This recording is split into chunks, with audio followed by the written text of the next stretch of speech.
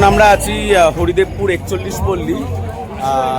আজকের ষষ্ঠীর আমাদের প্রথম ঠাকুর দেখা, তা আমার সাথে সাথে তোমরাও দেখতে থাকো।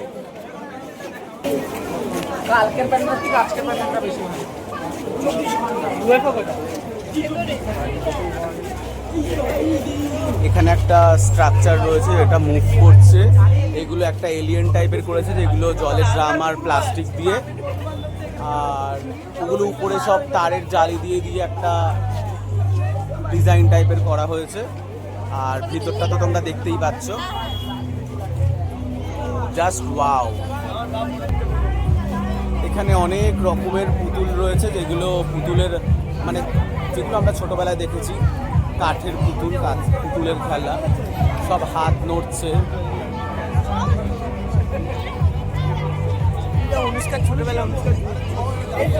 এদিকে ঘড়ি টাইপের কিছু সামথিং কিছু করা হয়েছে।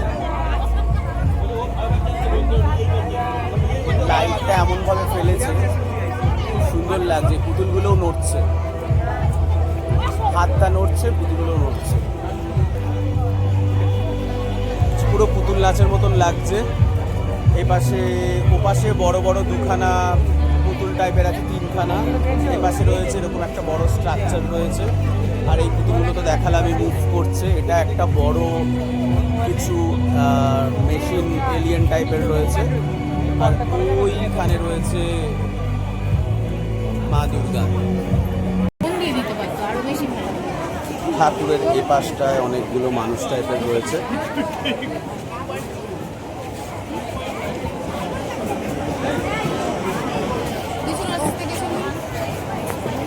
প্রতিমাটা অসাধারণ লাগছে। নিচে একটা মেবি অষ্টধাতুর মূর্তি রয়েছে।